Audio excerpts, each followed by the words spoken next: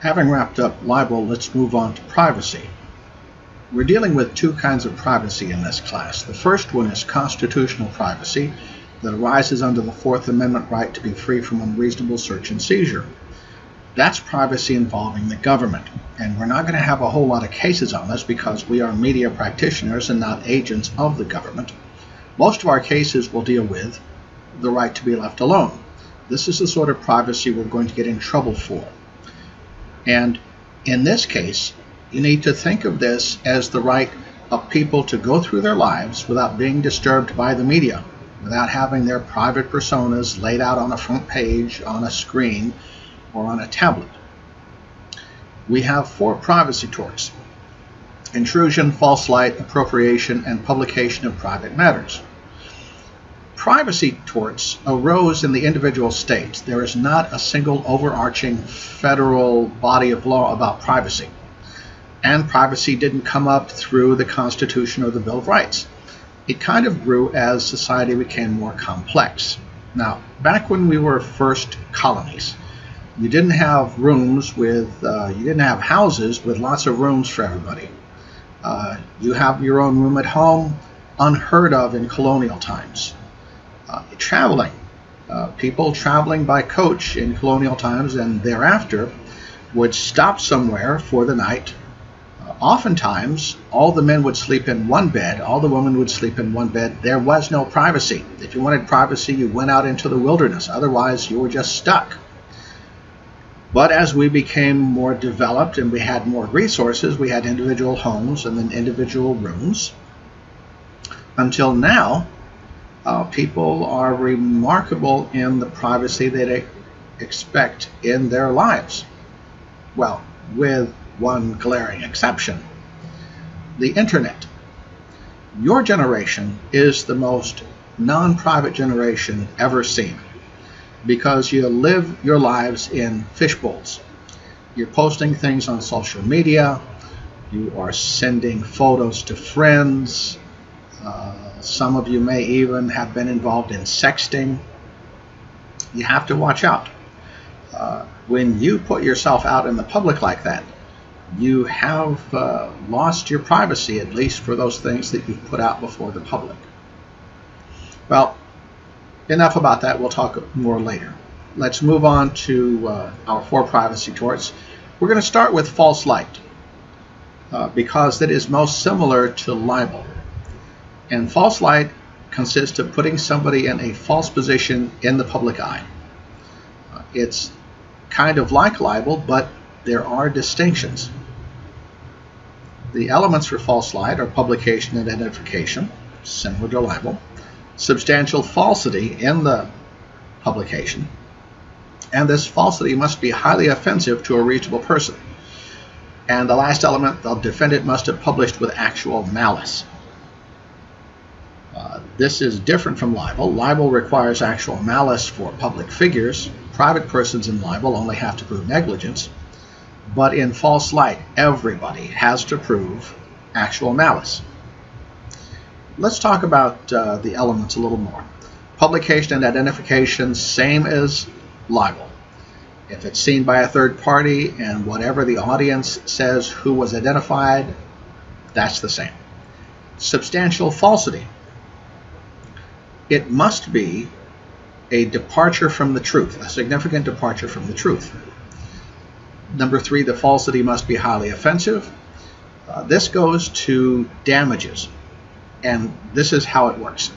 In a false light suit, let's say I take you, you're there watching this, and I take your picture and I put it up on a billboard outside of campus. And on the billboard, underneath your picture, there's a statement that you are a drug dealer, child molester, and spitter on the American flag person. Well, it's going to be false, and there will be substantial falsity. When you sue, the jury is going to look at the case, look at the facts, and the jury will decide how they would respond to being placed in that false position. The stronger the offensiveness, the bigger the judgment at the end of the trial. So that's how that works. And again, everybody has to prove actual malice in false light cases. We'll start with a case involving Lord Byron. Now, this is back in England in the way old days, but it illustrates what's going on. Lord Byron, of course, is the famous poet. Everybody loved him. And one day, he's sitting at home, and someone comes in and said, "Hey, I understand that you're coming out with a new book of poetry. I heard it over at X Publishers." And Lord Byron says, "No, I don't know anything about this." So he goes over to the publisher, and sure enough, the publisher is turning out books that have Lord Byron's name on it as the author. And he starts thumbing through the page proofs, and he says, "Oh my God, these are terrible poems, especially this one about the guy from Nantucket." And the publisher says, "Well, we're going to publish this. We're going to sell these because your name will sell a lot of books. And if you don't like it, tough luck." So Lord Byron goes to the English courts, and he says to them, "This publisher is putting out terrible poetry under my name. People will read the book of poetry. They'll think I'm a terrible poet. It will put me in a false position before the public. They will think I'm the guy who wrote this poem about the guy from Nantucket." And the English courts agree that being put in a false position through the publication would be bad, and so they enjoin the publisher from producing and selling the books.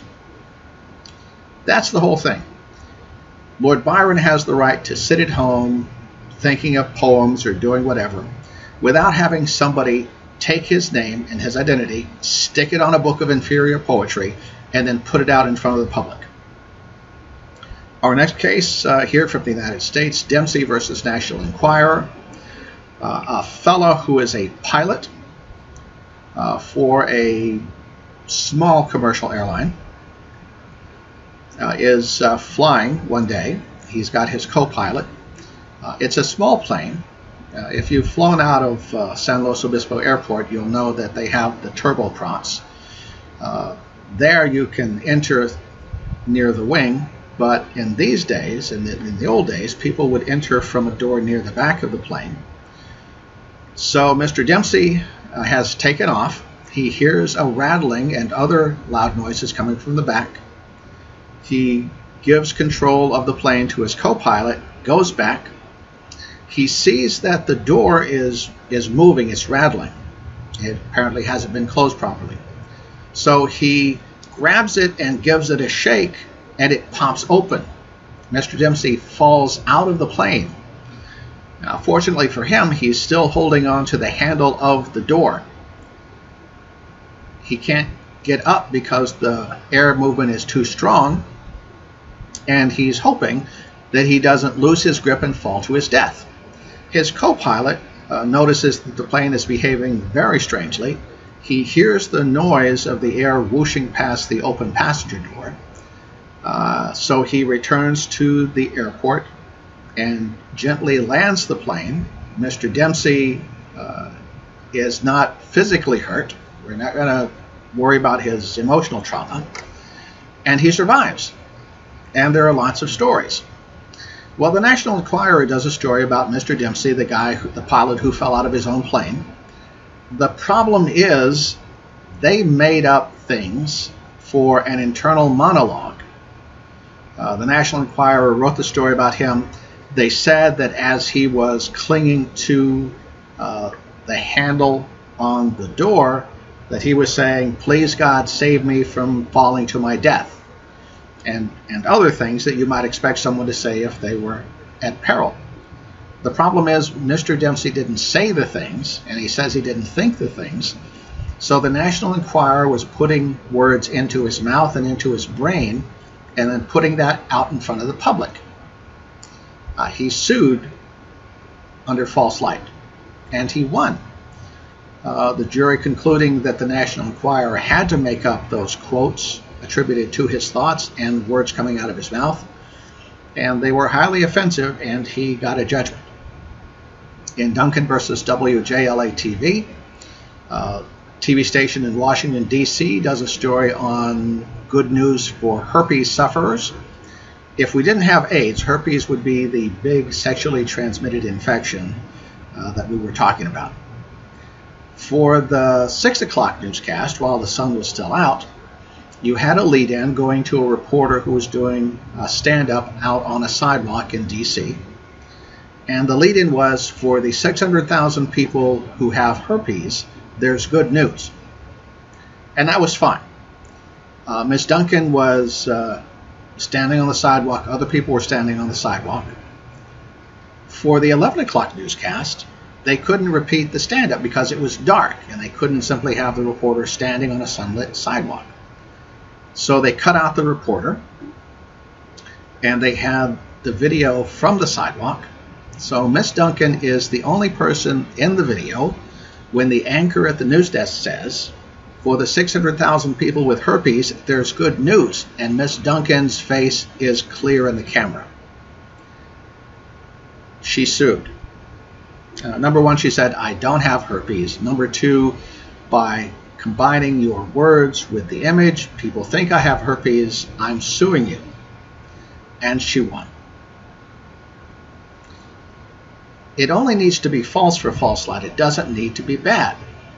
In Spahn versus Julian Messner Publishing, Warren Spahn, and if you're a baseball fan, you may remember him from Detroit. He's a big left-hander, a good pitcher. When World War II came, he enlisted and served in the Army.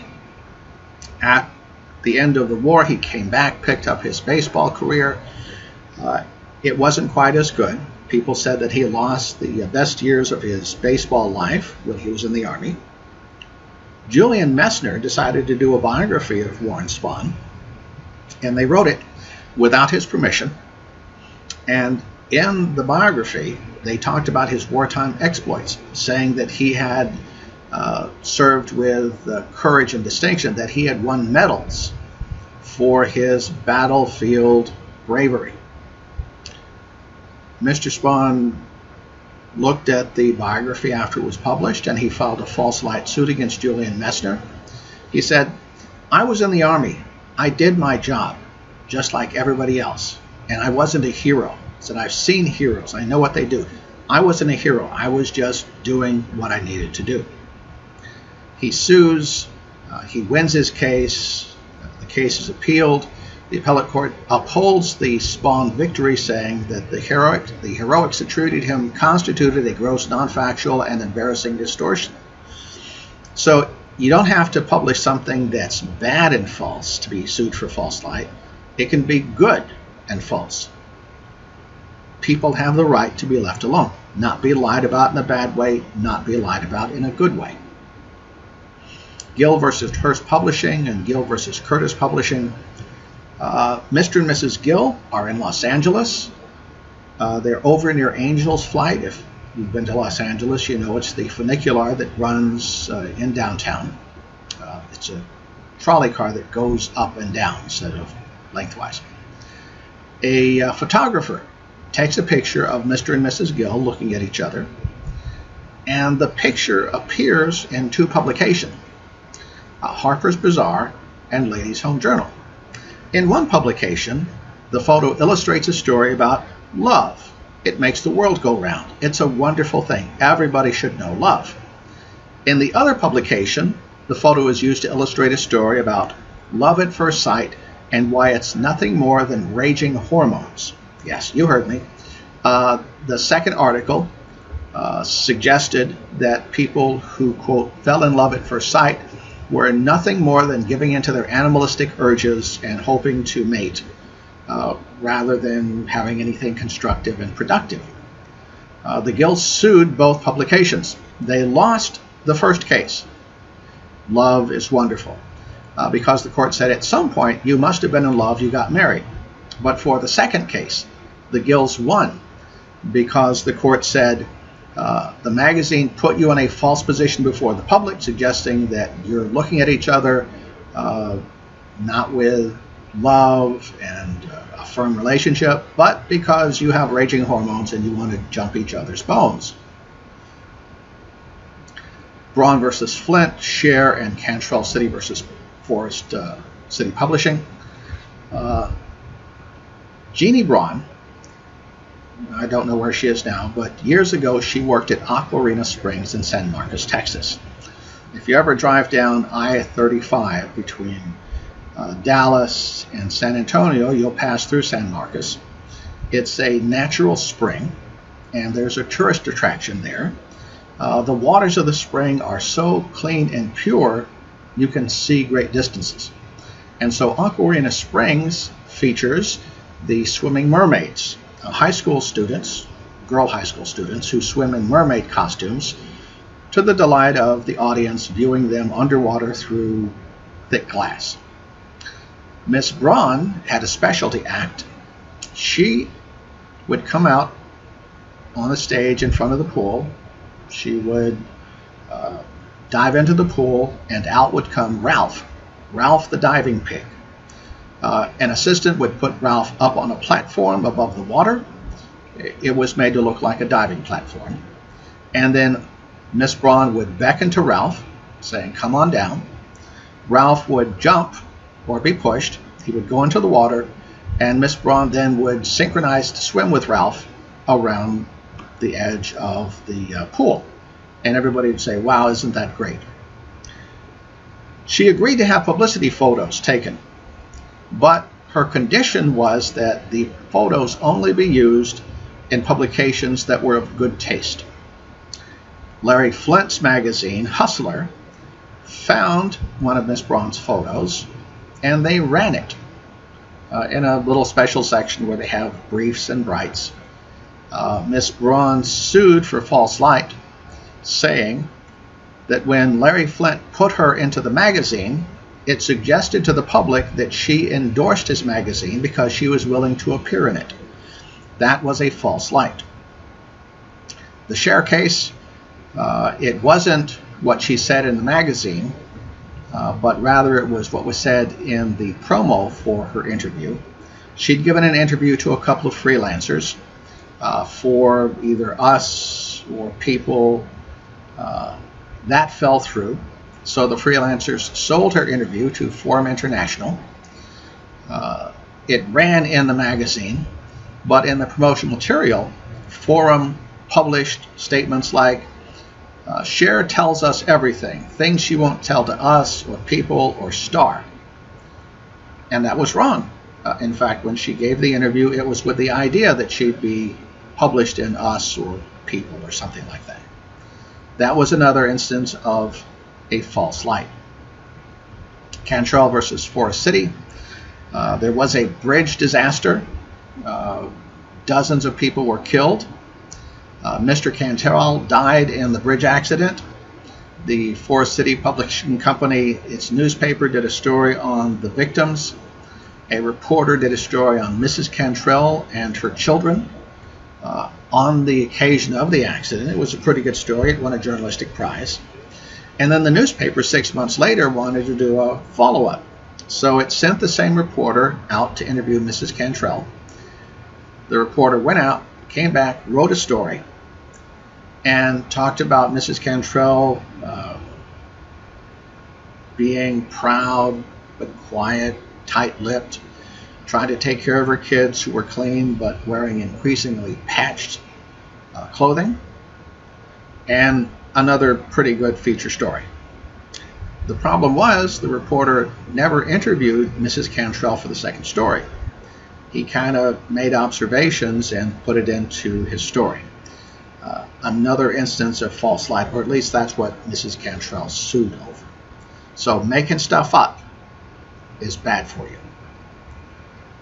Defenses to false light, of course, truth. If it's true, it's not false. And consent. And also the requirement that the plaintiff has to prove all four elements, including actual malice. And the actual malice requirement comes with the case of Time versus Hill. You'll have the opportunity to read that in your textbook. But in that case, the Supreme Court said, false light claims must be supported by a showing of actual malice on the part of the publisher. So let's talk about consent. And we're going to step outside the law book into the classroom. You can see here Joan has two cars, a 2016 Lexus convertible and a 1987 Toyota Camry. She's interested in selling a car. She tells the class that she will sell her car for $10,000. Jake says, "I will buy your car for $10,000, and Joan thinks it's great that Jake is willing to pay $10,000 for actually should be a 1987 Camry. And Jake is thinking, wow, she's going to sell me her Lexus for $10,000. As you can see, they're not in agreement. There is no meeting of the minds. So Jake gives Joan the 10 grand, gets a car key, goes out, the key doesn't work in the Lexus, comes back and says, hey, this key won't unlock the Lexus. Joan then tells Jake that he has the key for the 1987 Camry that he just bought for $10,000. Does Joan get to keep the $10,000? No. There is no formal written contract. That doesn't affect things. Oral contracts are as enforceable as written. But in this case, we require that a contract be a meeting of the minds.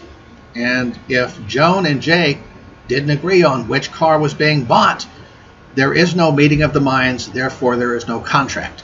And here's a note for you, real life stuff. When you sign a contract, it means there was a meeting of the minds. So you need to read every line on any contract you're going to sign. I don't care that you're in a hurry, you want to rent the apartment, you want to buy the car. You stop and read everything. And don't leave any blanks. And here's what you should do if there are blanks in the contract. You'll draw a line through the blank and you'll put your initials on the line. Because here's the thing. If you sign a contract and there are blanks, well, unless you have a copy of the contract to take with you, and we frequently fail to do that, then you've just signed a blank check. But the bottom line is, for contracts to be enforceable, there has to be a meeting of the minds.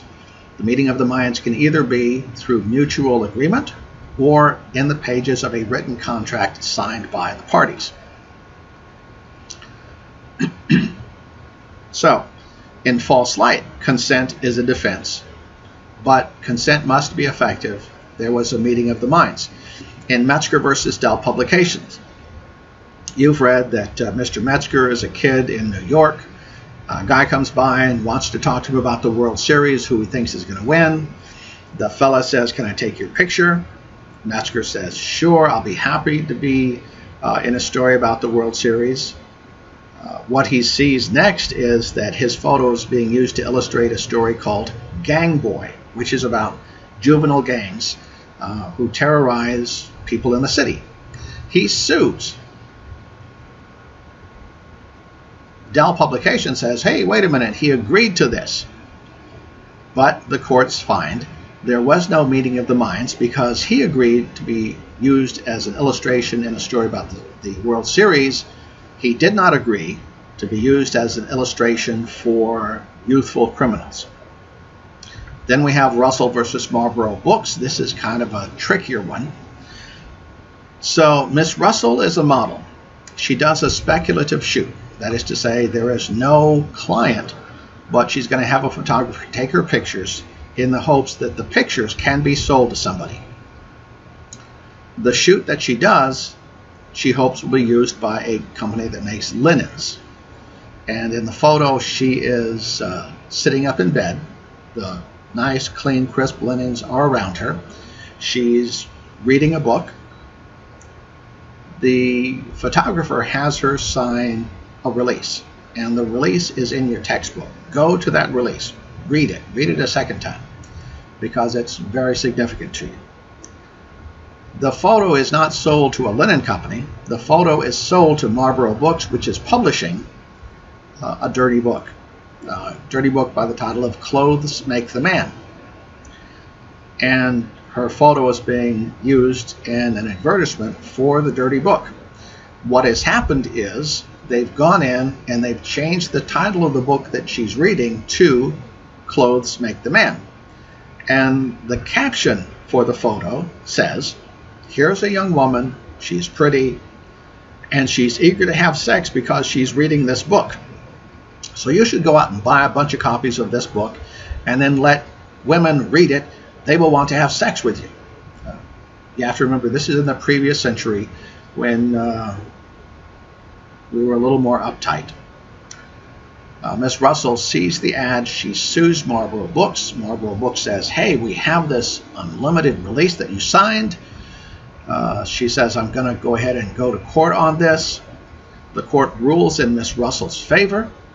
It does so on two separate and distinct grounds, either of which would be successful.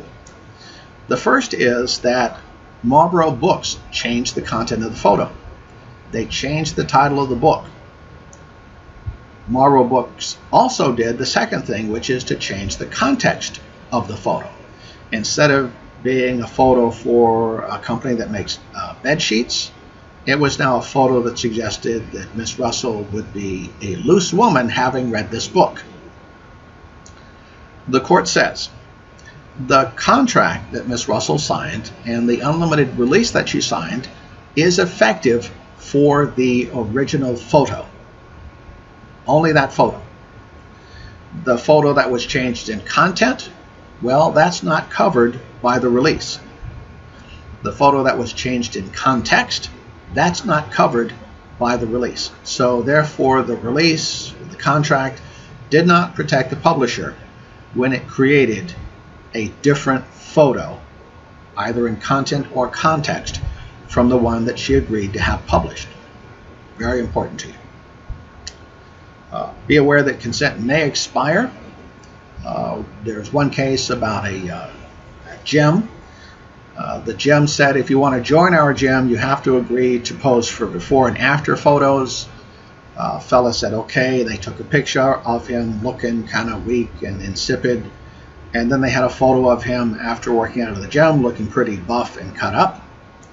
More than a decade passes. This guy's doing something else. He's no longer a member of the gym. And the gym decides to use his photos, his before and after photos, for advertising. And he says, wait a minute, things have changed.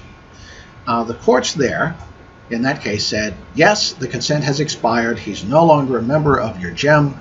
The conditions you were talking about when you agreed to the photos and their commercial use no longer exist. There is no contract. You have to stop using the photo. Faked consent is not consent, Wood versus Hustler.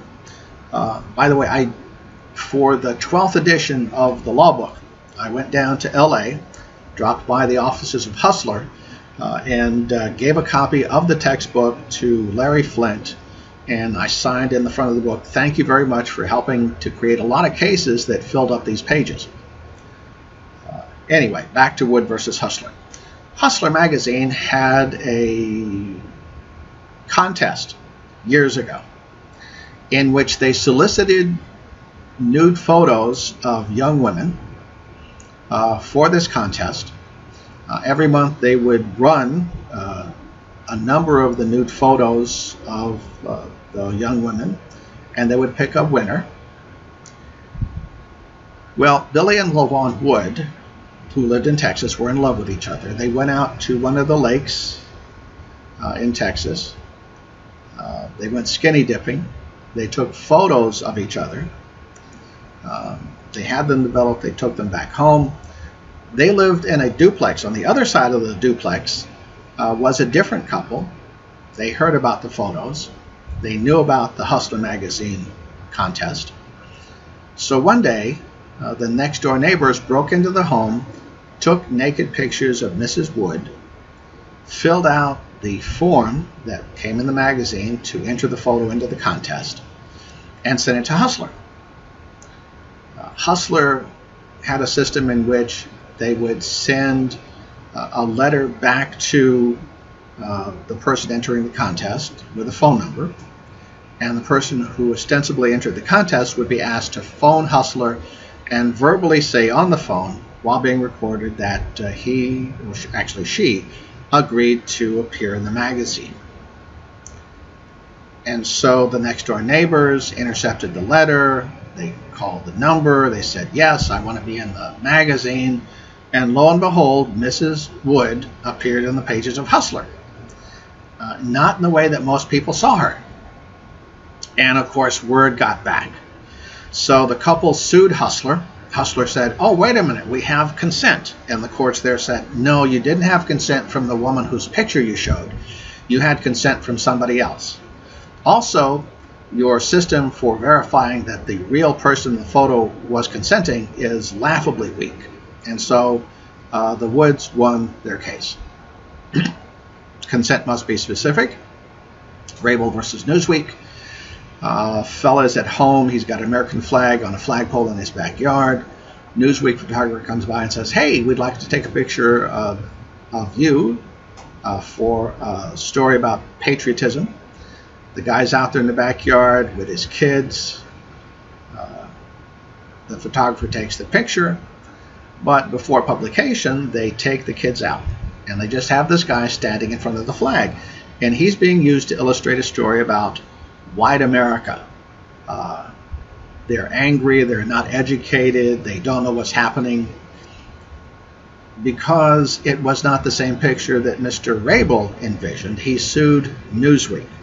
Again, did we have a meeting of the minds? Now you have to be aware that not all states will accept false light. A number of states say that false light is so much like libel that they don't want to have a second cause of action. But I think we've seen through the cases that false light deals with something much different than libel. All right, we're going to cut this off now. We'll come back with intrusion.